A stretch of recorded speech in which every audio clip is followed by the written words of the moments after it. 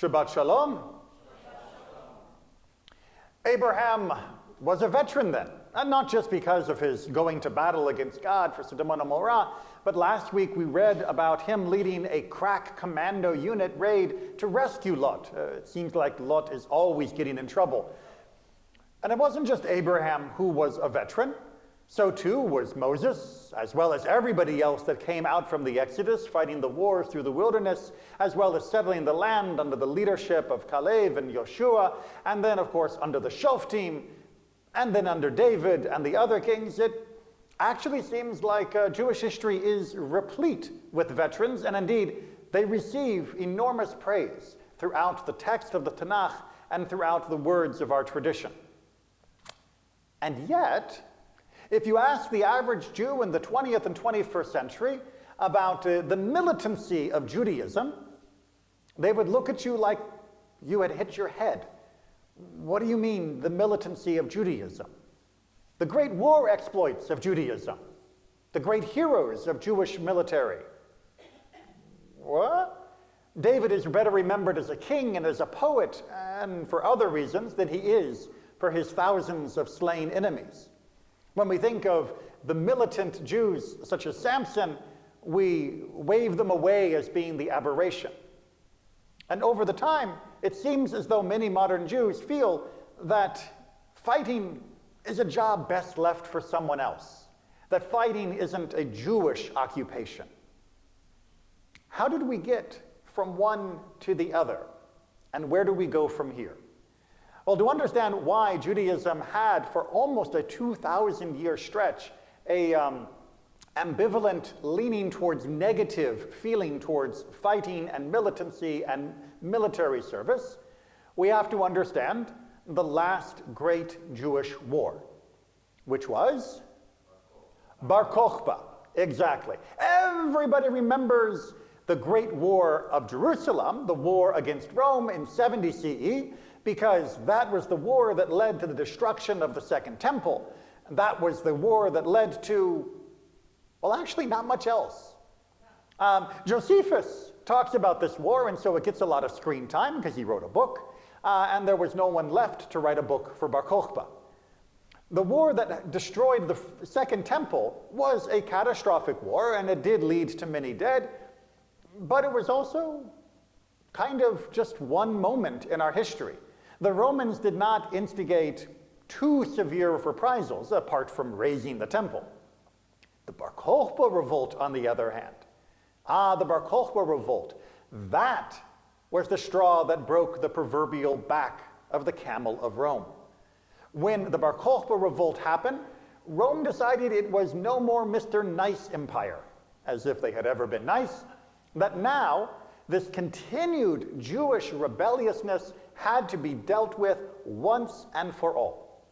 The repercussions of the Bar Kokhba revolt were worse per capita than the Shoah was in the modern world. Understand that as we stand here in the days just following the anniversary of Kristallnacht, that the massacre and mass deportation of Jews as slaves that happened after the fall of Beitar, the last stronghold of Bar Kokhba in 136 CE, was worse per capita than what happened during the Second World War to the Jewish community. That's the kind of result that can change the cultural opinion of a people. Which is why when we look through the contemporary accounts and the post-contemporary accounts of Bar Kokhba, we see a very interesting telling of the story. The earliest discussions of Bar Kokhba are mixed.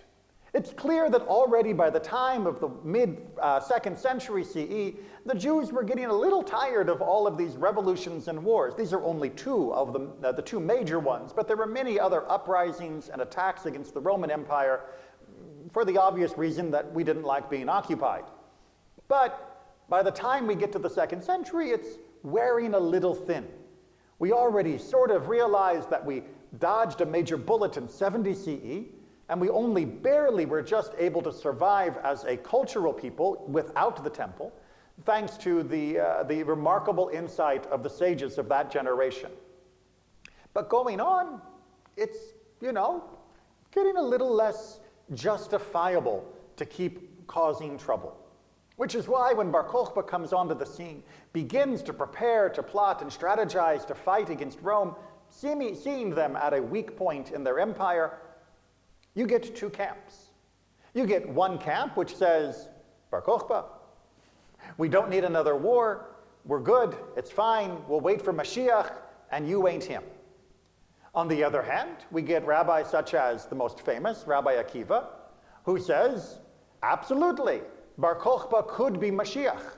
This may be the deliverer that we have been waiting for ever since the Torah was given and the words of the prophet inspired us to return from Babylon. This could be the moment when we can finally be able to reestablish ourselves and go on to lead the world into an era of peace. To which the other camp of rabbis said, Akiva, you're going to be dead with grass growing out of your grave before the Mashiach ever shows up. Meaning, this isn't him.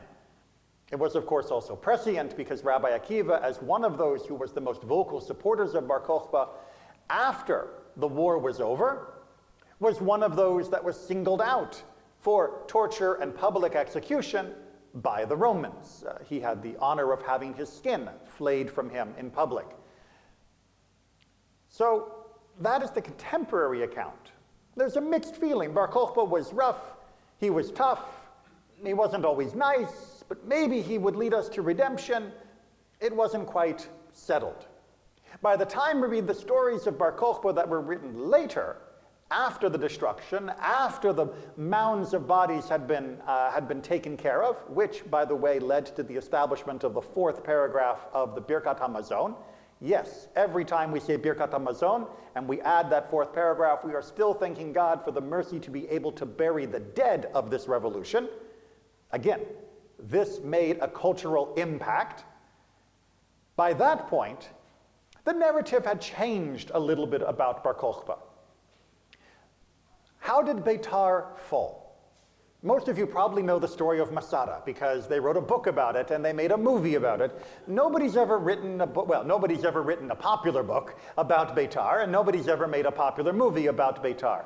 Probably because, unlike the movie of Masada, it's hard to make it heroic. And by the way, the movie version of Masada as well is also hard to make it heroic if you were truly to understand the story, because basically you are glorifying the equivalent of Al-Qaeda in Judaism that were doing a mass murder of themselves at the end rather than be taken prisoner. These are not the mainstream Jews, and they are the people who began the first revolt against Rome in 70, which led to the destruction of the temple over the wishes of everyone else. So those people weren't heroes either. Sorry to disabuse you of that. But let's get back to Beitar, which is the main focus. How did Beitar fall? According to the later chronicle of Jews, as we read about it, we read that it was Bar Kokhba's fault. It's a little more complicated than that because the rabbis want to drive the point home. Not that he was a bad strategist or a bad leader, but something much more nefarious. So the story goes like this. Beitar, the citadel, the keep, was under siege. The Romans had surrounded it. They were throwing all of their efforts against it, but they couldn't break through. They couldn't breach the walls. They couldn't destroy this last stronghold of Jewish independence. So, a Jewish traitor goes to the Romans and says, I think I can get the fortress to fall. The Romans are a little skeptical, but he tells him that he can find a way through the tunnel system, through the sewers into the city, and then he will release his plan. Now you might be thinking, okay, he's going to go open up the gates or something, he's going to push over the walls, he'll signal. Nope. This was his plan. He sneaks into Beitar under the cover of night, and there he finds Rabbi Elazar HaModai. Rabbi Elazar HaModai was one of the most pious men of his generation, and he is standing there in prayer during the Amidah. Now, during the Amidah, as any of the kids from our religious school would know, but I'm sure the rest of you do as well, we stand, hence the title Amidah, standing, and we focus, we concentrate on our tefillah to such an extent that if you are lucky, that moment you truly do transcend your connection to the riffraff around you, the run-of-the-mill worldly concerns. And this was the point that Elazar HaModai was in. He was standing in rapt attention and devotion to the Amidah, and the Jewish traitor comes up behind him. Don't worry, he's not going to hurt him. He just leans in from behind and pretends to whisper. That's all. But what happens is one of Bar Kokhba's men see this treacherous spy whispering, but not really, to Rabbi Elazar HaModai. And so they go and they grab the spy, and they say, "Who are you? What are you doing here?" And he confesses, "I am a Roman agent. I have been sent here to try and orchestrate the fall of the fortress." Aha! And so why were you talking to Rabbi Elazar HaModai? Because he is one of my allies. He is working with me. Together we were going to bring down this fortress. He's lying through his teeth. Rabbi Elazar HaModai had never seen this guy in his life. He didn't even know that he had been standing behind him because he was so lost in prayer. So Bar Kokhba demands that Rabbi Elazar HaModai be brought before him. He is thrown to the ground, now a suspected traitor, and he is interrogated by Bar Kokhba, remember, the potential Mashiach, for daring to bring this traitor into their keep and to have them fall before the Romans. Rabbi Elazar HaModai, of course, pleads innocent because he's never seen this guy in his life. He has no idea what they're talking about. So what does Bar Kokhba do? He kills him. He kicks in his head. He stomps on him. He literally stomps the rabbi to death. And according to the story in which this is told, it was Rabbi Elazar HaModai's prayers that were keeping Beitar from being conquered. And when Rabbi Elazar HaModai is dead, the Romans easily overwhelm the city, and the final stronghold is destroyed, and all of the reprisals begin. Now, is this exactly what happened? Do we have video evidence? Was there somebody there with their cell phone? No, we don't have an exact reference. Is it suspicious that this story appears later than the earlier stories, which make no mention of this particular betrayal at Beitar? Depends what you mean by suspicious. If you mean, was this a perfectly accurate journalistic account by somebody who was an unbiased observer of the events, merely trying to chronicle the events as they happened, just so that later generations would be able to draw their own conclusions from the neutral tone text, then yes, it wasn't that. But was it the rabbis trying to wrestle with the catastrophe of Beitar and trying to ask, why had this happened, and what can we do to prevent it? Then it shouldn't be suspicious at all, because the rabbis drew the right lesson. And the right lesson was, if you keep leading armed rebellions against a giant empire, you are not only going to get yourself killed, but you are going to get tens of thousands, if not hundreds of thousands, of other people killed, carried off into captivity, and disappeared from the face of the earth. And our nation will disappear along with them. We need to ride this out, said the rabbis. We need Judaism to survive, not Jewish armies to survive. And so the stories continued, and the ones that were emphasized the survival of Judaism, of personal prayer, of piety, of being devout to God regardless of the circumstances, the keeping of the mitzvot no matter where life might take you, a strength of character rather than a strength of arms.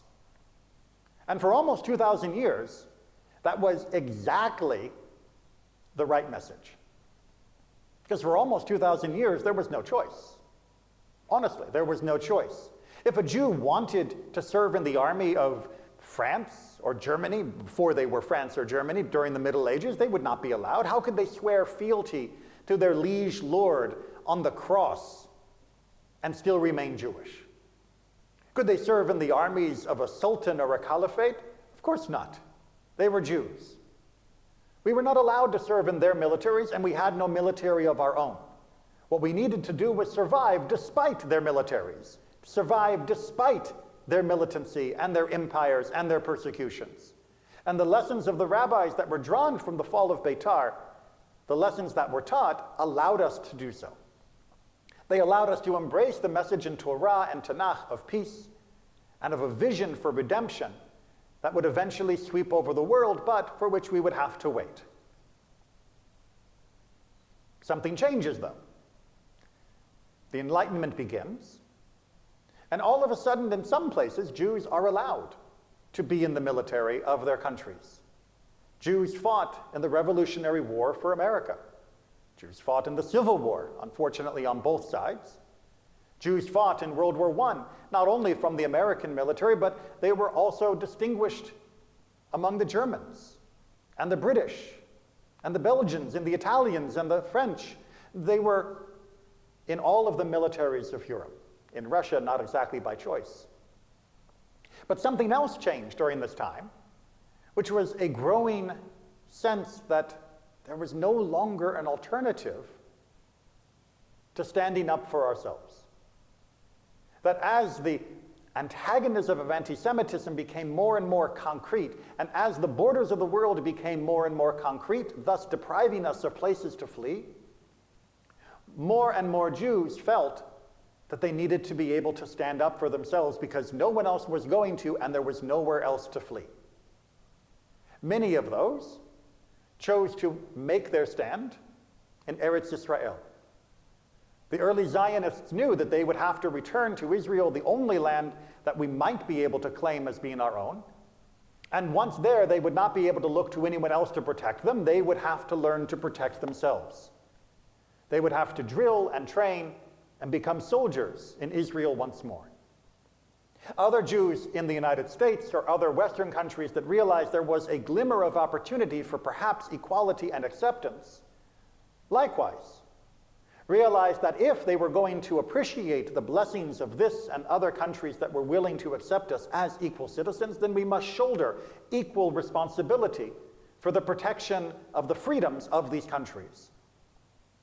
And so Jews fought valiantly in those countries over the last 100 years. So now we have to figure out, where do we go?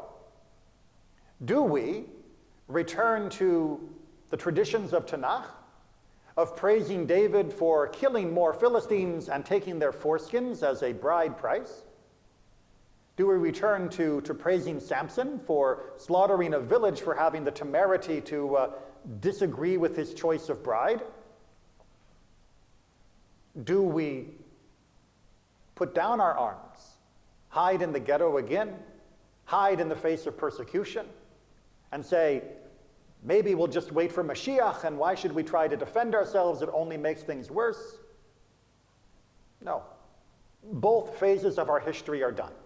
We cannot glorify arms and bloodshed just to glorify arms and bloodshed. We saw what happened when nations do that. We lived as the victims of nations who glorified bloodshed and the strength of arms. But we also cannot glorify pacifism to the point that we are willing to let others destroy the freedoms and blessings that we enjoy in this country and many others, and of course in Medinat Yisrael, the state of Israel. So, we take the path that we see Abraham set those 1,000 years ago, to be the reluctant warrior, to be the one willing and able to take up arms when necessary to defend what is right and good, but who doesn't brag or boast, who doesn't make it the centerpiece of his identity, who doesn't make it his lifestyle, but instead, it is his responsibility. A good person must stand up when good needs fighting for. But when the fight is done, a good person must recognize the fight isn't what made them good. The fight was the result of their desire for goodness. This is a hard path to walk. It is much more difficult than just embracing violence as being an end for itself and as a centerpiece of one's identity and strength. And it is also easy to embrace pacifism, no matter the cost, to imagine that there is never a reason to lift up arms, a feeling of false security by hiding behind others. Judaism, as always, asks us to walk the more difficult path. Be prepared to fight. Be willing to honor those who do fight on behalf of us all. Cherish the freedoms that we have and defend them not only in the public square, but on the battlefield when necessary. And honor those who come home, honor those who fall. But recognize that ultimately the war is not the point. What the point is the peace that is meant to follow. Build a country worth fighting for. Build a community that you will defend. And then you will understand what Abraham did as he fought for his family and then returned to his tent and his flocks. Shabbat Shalom.